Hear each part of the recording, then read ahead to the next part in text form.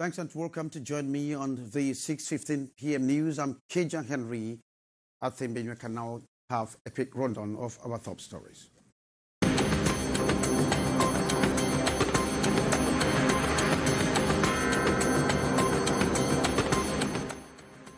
Lawmakers are meeting today as the doors of the House open for the first ordinary session for the year 2022. Members of Parliament have queued in for the lasting solution to the teachers' problems. Our Yaoundé Bureau Chief Correspondent, Beatrice Ngamu, will be on 6:50 News with parliamentary updates. And Teachers Union rubbishes government's communication, calling it umpteenth deceit. They say the problems of teachers, be it basic or secondary education, are specific issues that need to be handled with utmost care. And suspected car thief kills 3 persons, 2 from the same family, and they are all students of government's bilingual high school Lokpum. A litany of horror in the city of Douala. Those were our top stories. In a split second, you are having the news.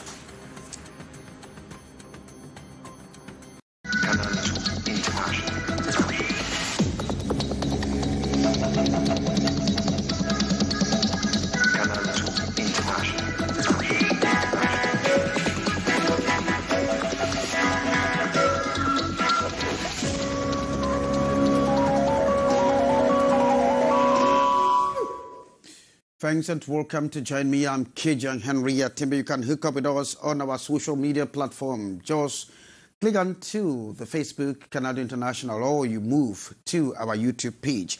Parliamentarians have added their voices to that of the teachers for lasting solution to the problems of the teachers across the country. They were speaking at the opening of the first plenary or ordinary session of Parliament for the year 2022. Chaired by the eldest member of Parliament, Laurentine Mfege Mbedi. The session, of course, was dedicated for the election of members of the Bureau. Our Yaoundé Bureau Chief Correspondent, Beatrice Ngamu, reports from the Parliament. Members of the National Assembly want concrete and rapid solutions to the preoccupation of teachers in the country. Words echoed by the eldest MP, Honorable Laurentine Mfege Mbedi, at the opening of the first ordinary session of Parliament for this 2022 in Yaoundé. Her appeal is for the concerned parties to go to work immediately as instructed by the head of state. Teachers are the nation builders. Teachers are the people who groom the young ones. And the young ones are the leaders of tomorrow. We look forward to have an environment convivial, comfortable, and quite calm and conducive for educational activities to go on in our schools in Cameroon. The teachers concerned, theirs also. We have to fight for their rights. I understand now that they are not paid correctly. The statue of the teacher has to be really reevaluated, and they have to get their right. I feel like the government is not taking it very serious. It's the future of our kids in jeopardy. And so their determination. It is our worry to see to it that the decision of the head of state is implemented. They have given us 15 days for that exercise. We'll follow it up to make sure that 15 days it will come to pass. Solutions that will also cover education. The solution does not concern only the teachers' problem, but the solution which will concern the education in general in our country.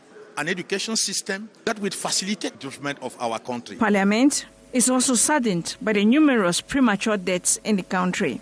This March session occasioned to salute the successful organization of AFCON with a standing ovation. Extending encouraging words to the Indomitable Lions captain, Vincent Abubakar, new Fecafoot president and the new head coach, welcome Samuel Etofis and Rigobert Song, respectively. You are the right men at the right places. Real business only starts with the election of the new Bureau of the National Assembly. Well, Yaoundé Bureau Chief Correspondent Beatrice Ngamu reporting there from the National Assembly, and there seems to be confusion on who is responsible for the plight of teachers. And in a press conference, what was a late-night press conference yesterday, the Minister of Communication Government spokesperson was talking or speaking on the measures that the head of state actually has taken to make sure that the teachers' problems are solved. And in similar situation, the ministers of secondary and that of basic education actually expressed bitterness and administrative bottlenecks on the handling of files of teachers. And then the Minister of Secondary Education, Professor Naluva Lyonga, actually had an outburst on why teachers must undergo such a serious problem. Hyacinth Chia reports. Even the ministers of education are very much aware of the poor treatment teachers go through as state workers. In this joint press conference involving 5 ministers, the Minister of Secondary Education questions why teachers considered to be nation builders are being neglected by the state, with many still backing home only 2/3 of their salaries for a couple of years. How much do the teachers earn to expect them to have 2/3 or 1/3 of their salary? No, it's unjust. And I've always asked the question, which other corps in the Cameroonian civil service is earning part of their salary rather than the full salary? And I don't have the right answer. It's only the teachers. Like Pontius Pilate, both the Minister of Basic Education and his colleague of the Secondary Education wash off their hands on the delayance in the treatment of files. I am saying this to teachers under my ministry. We don't have any delayed file in our ministry, even one. Every week I verify on the advancement of files. My colleague and I, we are the user services. We only use the teachers. We don't classify them. We don't pay them. And that is why we join them in saying there is something wrong here. The manual treatment of documents, Sheila means, has landed the government and Cameroonians on the current unfortunate situation. There's a lot of waste of time. The circuit is too long, whereas the teachers can actually have their salary within a month or 2 at most. So things have to change. The 21st century is not the 18th century. We have to change. Faced with the pressure at the moment, the Minister of Public Service and Administrative Reforms, Joseph Lee, pledges to fast-track the process of digitalization as instructed by the head of state. With the new measures put in place by the President, teachers will not have to wait for over 3 months to get integrated. We are even working on it to limit it to 60 days. It is possible.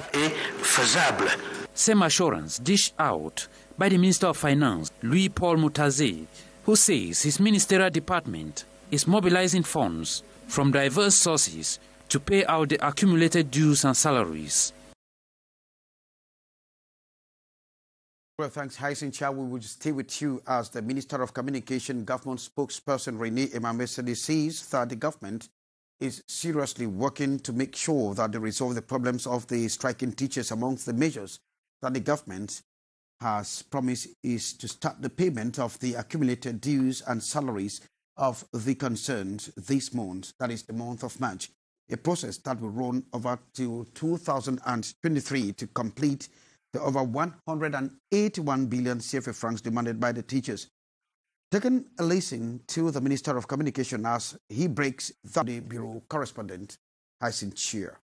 The government intends, as of March 2022, and until the end of this financial year, 5,289 staff of the Ministry of Secondary Education and 49 staff of the same ministry who receive only 2/3 of their wage.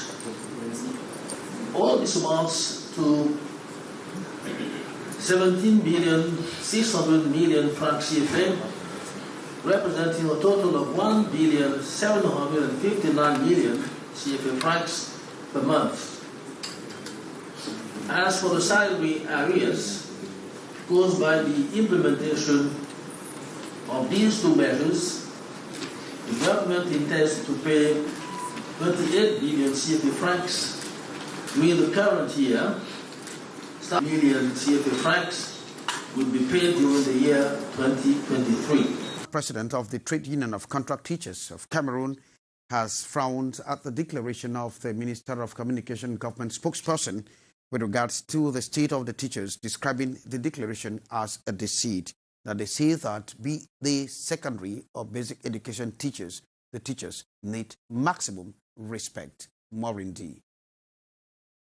These amateur images is glaring proof that teachers are bent on pushing through with their strike action onto government hills to their demands. Monsieur le ministre de la Communication, nous les instituteurs tenons à marquer... Mr. Minister of Communication, we teachers are dissatisfied, we are unhappy. We are declarations on March 10. Today we feel abandoned as per solutions government is trying to seek to take back teachers to their classrooms. Most of the solutions concern those of secondary school. The National Union of Contract Teachers and Parents remain dissatisfied with government measures, describing them as total sham and a means to frustrate them more.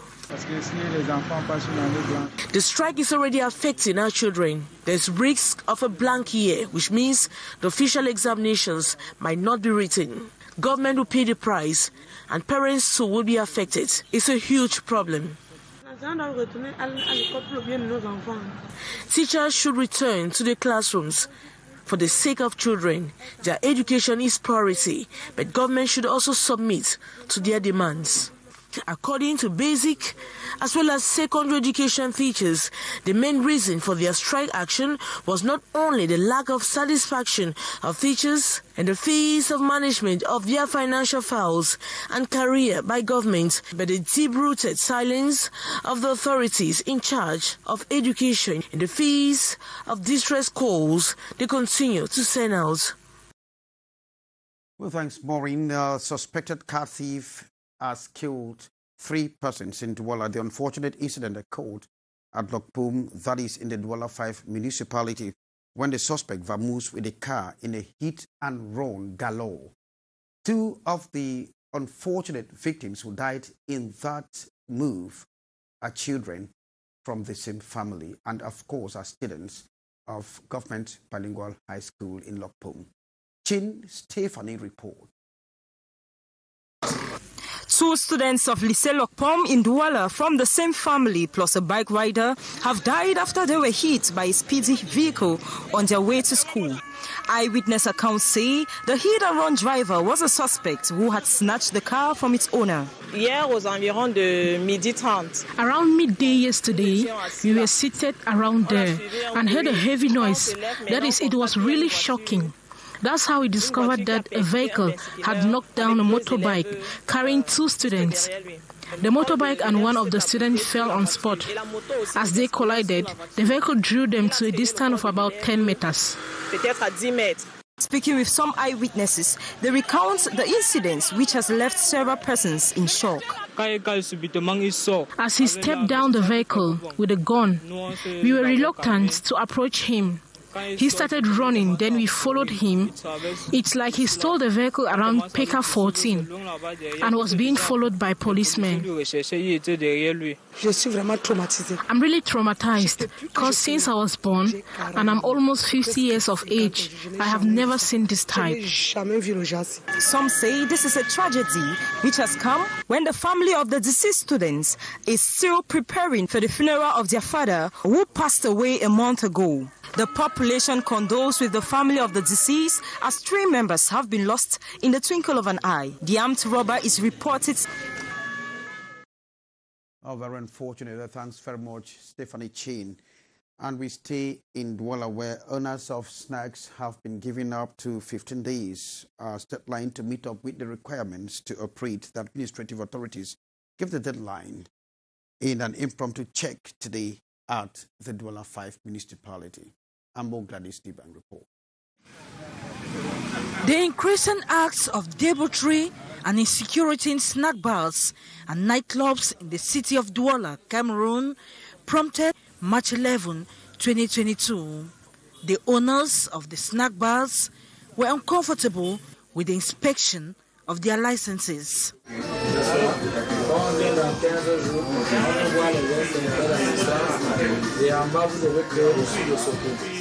The team was also inspecting emergency exits and fire extinguishers. Here, the administrative authorities noted the absence of fire extinguishers and warned the owner.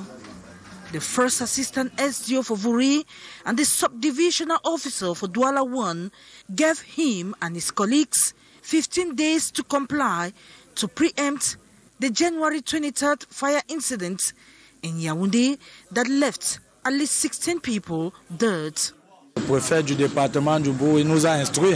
We have been instructed by the senior divisional officer for Vuri to ensure that these snack bars have the necessary measures to protect clients and their neighbors.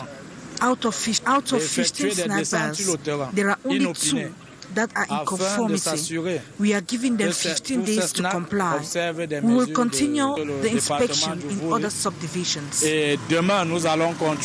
Snack bars in Douala are gradually transforming into Sodom and Gomorrah near small stations. They were sealed by administrative authorities. Got information that lawmakers actually have queued behind the teachers and have called for a rapid resolution of the crisis, and that a suspected car thief actually killed 3 persons, 2 of them children from the same family, and of course students from Government Bilingual High School in Lokpong. We want to thank you graciously for having been part of the 6 p.m. news. I've been Kejang Henry Atembe, wishing all of you a wonderful weekend. The biggest challenge of the population of Cholere, Pitwa, and other neighborhoods in Garoua North region of Cameroon has been access to potable water. Inhabitants go for months without the precious liquids. Most of them have turned to boreholes, births at a high cost, affecting hundreds of families. We don't have potable water. It's a constant problem we face here. We are bound to stick to boreholes, but it's so costly. Water here is likely to go because it's so scarce. During the dry season, it's worse. Regional councillors on this part of the country are on a middle people toll. They want to know the pressing problems of the population and how to prioritize them. Focus is on the socio-economic development, not leaving out education, health, and infrastructural realities. We live in an enclave area. No roads. Our goods get rot in the farms just because of the bad nature of the roads. Another crucial problem is lack of water and health districts and health centers. Regional councillors say there is need to harmonize projects of both communities, that is Cholere in Mayore and Poli in Faro, in order to guarantee the effective implementation on the field. It's a moment to bring out your aspirations, especially as the different institutions are represented. The gathering was necessary. The Middle People Toll has one objective: to relieve the population from untold sufferings and misery. And this can only be a reality if the projects outlined are effectively implemented.